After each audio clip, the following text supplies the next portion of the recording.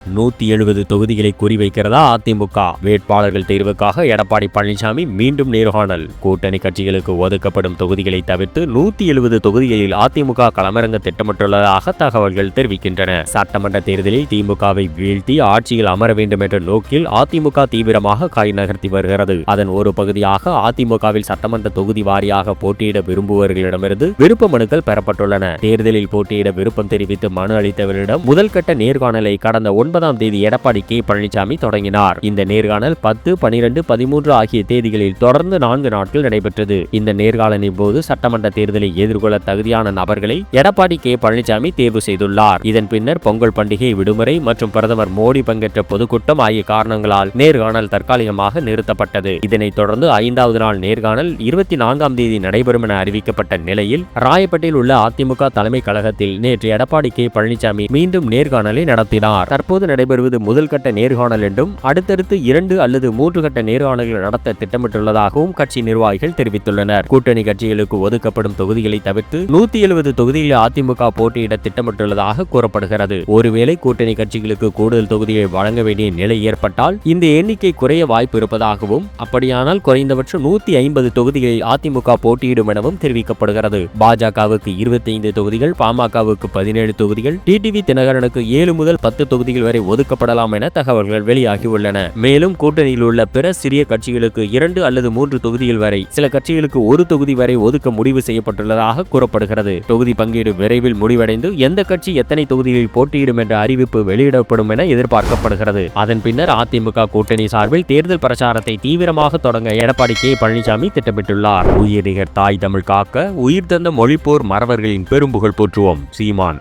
உயிர்நிகர் தாய் தமிழ் மொழி காக்க தங்கள் இன்னுயிர் இந்த மொழிப்போர் மறவர்களின் பேரீக பெரும்புகளை போற்றுவோம் என நாம் தமிழர் கட்சியின் தலைமை ஒருங்கிணைப்பாளர் செந்தமலன் சீமான் அறிக்கை வெளியிட்டுள்ளார். மொழி என்பது வெறுமனே தொடர்பு கருவி அல்ல, அது தலைமுறைகள் வாழ்வதற்கு மூதாதையர்கள் விட்டுச் சென்ற பண்பாட்டு மூச்சுக்காற்று என்றும், மொழி ஒவ்வொரு இனத்தின் முகம், முகரி, அடையாளம் என்றும் அவர் குறிப்பிட்டுள்ளார். உலகின் மிக பழமையான முதல் மொழியும் உலக மொழிகளுக்கெல்லாம் தாய்மொழியுமான தமிழின் பிள்ளைகளே உலகின் மூத்த தொல்குடி மக்கள் எனவும் தெரிவித்துள்ளார். இந்தி மொழி திணிப்பிற்கு எதிராக தாய்மொழி காக்க பல நூற்றுக்கணக்கான மீர மறவர்கள் தங்கள் இன்னுயிரி இந்த வரலாற்றை நினைவூட்டியுள்ள சீமான் 1934, 39, 40, 48, 65 ஆகிய காலகட்டங்களில் நடைபெற்ற இந்தி எதிர்ப்பு போராட்டங்களையும், நடராஜன், தாளமுத்து, சின்னசாமி உள்ளிட்ட மொழிப்போர் ஈகியர்களின் உயிர் தியாகத்தையும் விரிவாக எடுத்துரைத்துள்ளார். உலக வரலாற்றில் தாய்மொழிக்காக உயிர் துறந்த இனமாக தமிழர்கள் தனித்த வரலாற்று பெருமை கொண்டவர்கள் என்றும், இருப்பினும் இன்று வரை தமிழ் அரச மொழி, அதிகார மொழி, நீதிமன்ற மொழி, வழிபாட்டு மொழி ஆகாத நிலை தொடர்வது வரலாற்று பெருந்துயரம் என்றும் அவர் சுட்டிக்காட்டியுள்ளார். எங்கும் தமிழ், எதிலும் தமிழ் என ஆட்சிக்கு வந்த திராவிட ஆட்சியாளர்கள் இன்று எங்கும் இல்லை தமிழ் என்ற நிலையை உருவாக்கிவிட்டதாக குற்றம் சாட்டிய அவர், தமிழ்நாட்டில் பெயர் பலகைகள், அரசு ஆணைகள், கல்வி, வணிகம், பேச்சுமொழி ஆகிய அனைத்திலும் ஆங்கிலத்தின் ஆதிக்கம் மேலோங்கி இருப்பதாக தெரிவித்துள்ளார். தாய்மொழி கல்வி சிதைக்கப்பட்டுள்ளதாகவும், குழந்தைகளுக்கு நல்ல தமிழ் பெயர்கள் சூட்டுவது குறைந்துவிட்டதாகவும், தமிழில் பேசுவதை விட தமிழம் பேசுவது நாகரிகம் என எண்ணும் நிலை உருவாகிவிட்டதாகவும் அவர் வேதனை தெரிவித்துள்ளார். மொழி வளர்ந்தால்தான் இனம் வாழும், இன உணர்வு இருந்தால்தான் நிலத்தில் நிலைத்து வாழ முடியும் என்றும், மொழிப்போர் ஈகியர்களின் வரலாற்றை உலகெங்கும் கொண்டு சேர்ப்பது ஒவ்வொரு தமிழரின் தார்மீக கடமை என்றும் சீமான் வலியுறுத்தியுள்ளார். நல்ல தமிழில் பேசுவோம், நல்ல தமிழில் எழுதுவோம், வணிக நிறுவனங்களுக்கு நல்ல தமிழ் பெயர் வைப்போம், குழந்தைகளுக்கு நல்ல தமிழில் பெயர் சூட்டுவோம் என அழைப்பு விடுத்துள்ள அவர், பாவேந்தர் பாரதிதாசனின் புரட்சிகர வரிகளை நினைவொட்டி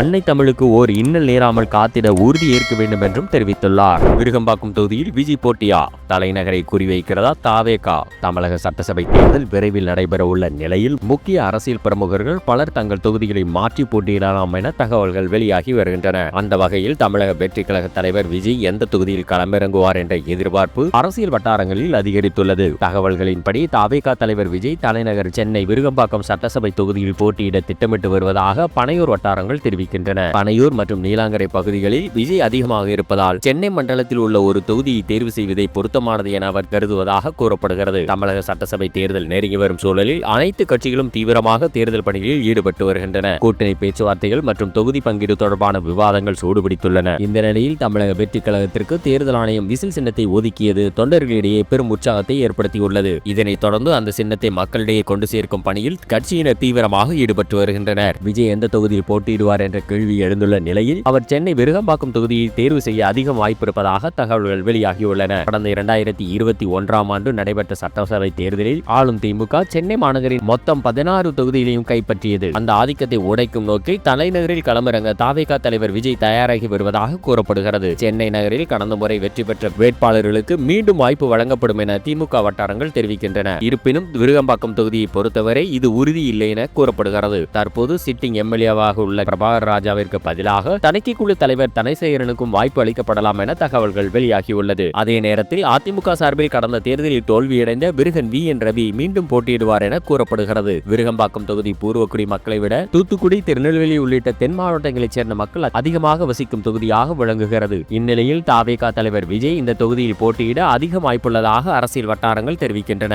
மேலும் விஜய் சிறுவயதில் சாலிகிராமத்தில் உள்ள வீட்டில்தான் வளர்ந்தார். சினிமாவில் வெற்றிகரமான நடிகராக உருவாகும் வரை அந்த வீட்டிலேயே அவர் வசித்து வந்தார். இந்த காரணத்தால் சாலிகிராமம் பகுதி இடம்பெற்றுள்ள விருகம்பாக்கம் தொகுதி தனக்கு வெற்றியை தரும் என்ற சென்டிமெண்ட் விஜய்க்கு இருப்பதாகவும் சொல்லப்படுகிறது. இதற்கு கூடுதலாக விருகம்பாக்கம், சாலிகிராமம் மற்றும் வடபழனி பகுதியை சுற்றி பல சினிமா பிரபலங்கள் வசித்து வருகின்றனர். சினிமா துறையின் தொழிலாளர்கள் முதல் தயாரிப்பாளர்கள் வரை இப்பகுதியில் வாழ்ந்து வருவதால் இது விஜய்க்கு கூடுதல் வாக்குகளை பெற்றுத்தரும் என கணிக்கப்படுகிறது. இந்த அனைத்து காரணங்களாலும் தலைநகர் சென்னை விருகம்பாக்கம் தொகுதியில் விஜய் போட்டியிடக்கூடும் என்ற தகவல் அரசியல் களத்தில் பரபரப்பை ஏற்படுத்தியுள்ளன. 20 சீட் வேண்டும், 3வது பெரிய கட்சி தேமுதிக தான், வெளிப்படையாக பேசிய விஜய பிரபாகரன். சட்டசபை தேர்தல் நெருங்கி வரும் சூழலில் அரசியல் கட்சிகள் தீவிரமாக தேர்தல் பணியாற்றி வருகின்றன. தேமுதிக இன்னும் கூட்டணி நிலைப்பாட்டை அறிவிக்கவில்லை. திமுக, அதிமுக என இரு கூட்டணிகளுடனும் சீட் பங்கீடு குறித்து தேமுதிக பொதுச் செயலாளர் பிரேமலதா விஜயகாந்த் பேசி வருவதாக கூறப்படுகிறது. இந்த நிலையில் தங்களது சீட் எதிர்பார்ப்புகள் குறித்து தேமுதிக இளைஞரணி செயலாளர் விஜய பிரபாகரன் வெளிப்படையாக பேசியுள்ளார். கிருஷ்ணகிரி மாவட்டம் பெரியமுத்தூர் கிராமத்தில் நடைபெற்ற தேமுதிக நிர்வாகியின் இல்ல காதணி விழாவில் அவர் கலந்து கொண்டார். அங்கு பேசிய விஜய பிரபாகரன் தேமுதிக கட்சிக்கு எதிர்காலம் இல்லை என சிலர் அவதூறு பேசியதாகவும், ஆனால் தேமுதிக பொதுச் செயலாளர் பிரேமலதா ஜான்சி ராணியை போல் கட்சியை முன்னெடுத்து வருவதை அண்மையில் நடந்த மாநாடு மூலம் நிரூபித்ததாகவும் தெரிவித்தார். தேமுதிக யாருடன் கூட்டணி சேரும் என்ற எதிர்பார்ப்பு மக்களிடையே இருப்பதாக கூறிய அவர், சில கட்சிகள் சில பெல்ட்டுகளை தாண்டி இல்லை என்றும், ஆனால் தேமுதிக தமிழ்நாடு முழுவதும் வலுவாக இருப்பதாகவும் தெரிவித்தார். திமுக மற்றும் அதிமுக கூட்டணிகள் சமநிலையில் உள்ள நிலையில் ஜாதி மதம் இல்லாத 3வது பெரிய கட்சியாக தேமுதிக இருப்பதாகவும் கூறினார். தேமுதிக எந்த கூட்டணிக்கு செல்கிறதோ அந்த கூட்டணி தான் வெற்றி பெறும் என கூறிய விஜய பிரபாகரன், கடந்த சட்டமன்ற தேர்தலில் 500 முதல் 3000 வாக்குகள் வித்தியாசத்தில் 60 தொகுதிகளில் அதிமுக தோல்வியடைந்ததாகவும், தேமுதிக வாக்குகள் அங்கு தீர்மான காரணியாக இருந்ததாகவும் விளக்கினார். தமிழ்நாடு முழுவதும் ஒவ்வொரு சட்டமன்ற தொகுதியிலும் தேமுதிகவிற்கு 10 முதல் 15,000 வாக்குகள் இருப்பதாக கூறிய அவர், கடந்த 2011 தேர்தலில் தேமுதிக 41 தொகுதிகளில் போட்டியிட்டு 29 தொகுதிகளில் வெற்றி பெற்றதையும் நினைவூட்டினார். தற்போது 20 முன்னாள் எம்எல்ஏக்கள் உள்ள நிலையில் அவர்களின் அரசியல் எதிர்காலத்தை பாதுகாக்க வேண்டியது அவசியம் என வலியுறுத்தினார். வரும் சட்டமன்ற தேர்தலில் தேமுதிக 20 தொகுதிகளை கேட்பது நியாயமானது என்றும், தேமுதிக முதலமைச்சர் பதவி கேட்கவில்லை, கூட்டணி கட்சியை ஆட்சியில் அமர்த்துவதற்காகத்தான் இந்த சீட்களை கேட்கிறோம் என்று விஜய பிரபாகரன் தெரிவித்தார். அழுத்தத்திற்கு அடங்கி போகும் ஆள் நான் இல்லை. தாவேகா செயல் வீரர்கள் கூட்டத்தில் விஜய் பரபரப்பு பேச்சு.